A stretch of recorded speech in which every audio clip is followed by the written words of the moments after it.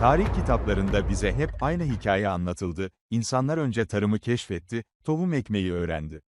Sonra göçebeliği bırakıp köyler kurdu ve yerleşik hayata geçti. Ya size bu sıralamanın tamamen yanlış olduğunu söylesem? Tarım henüz icat edilmemişken, tek bir tohum bile ekilmemişken, binlerce insanın devasa taş evler kurup şehir hayatı yaşadığı bir dünya hayal edin.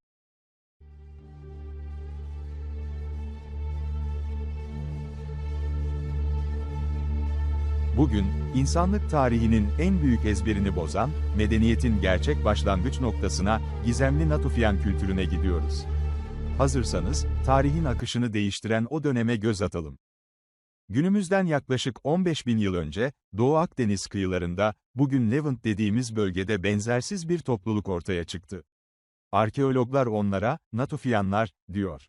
Bu insanlar, buzul çağının bitişiyle ısınan dünyada, adeta bir cennetle karşılaştılar.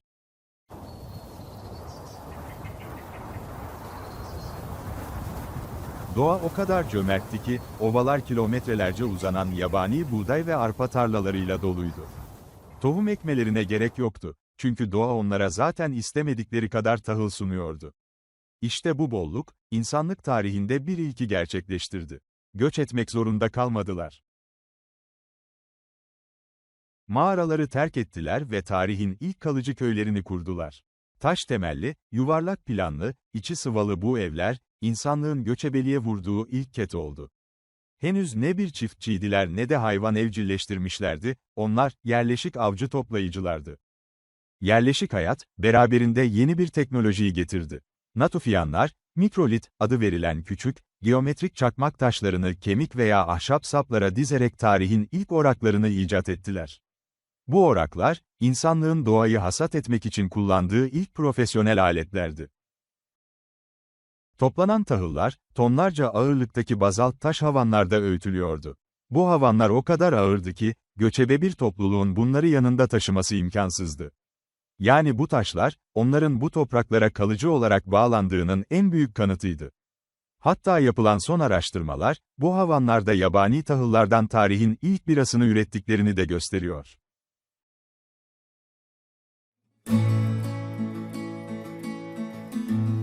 Sadece hayatta kalmadılar, sanatı ve estetiği de geliştirdiler.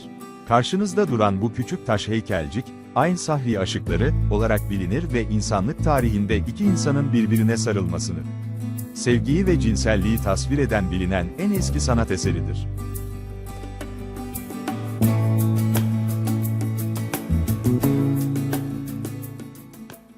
Ancak Natufianları kalbimize dokunduran en büyük keşif, bir mezarda saklıydı.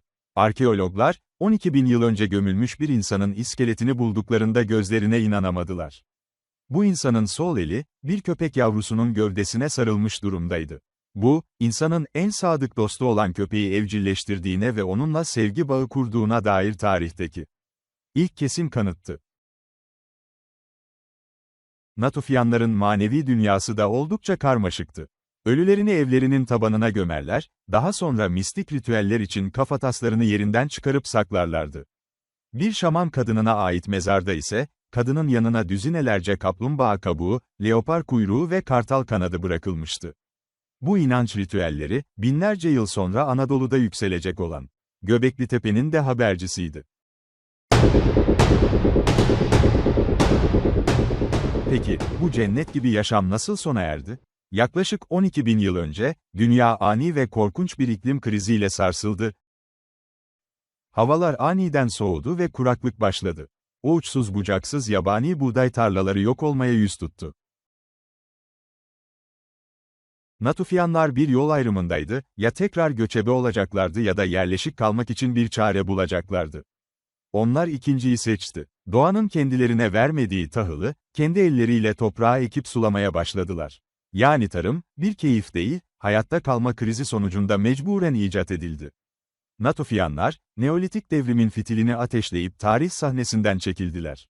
Sizce yerleşik hayata geçmek insanlık için gerçek bir ilerleme miydi, yoksa özgürlüğümüzü kaybettiğimiz bir dönüm noktası mı?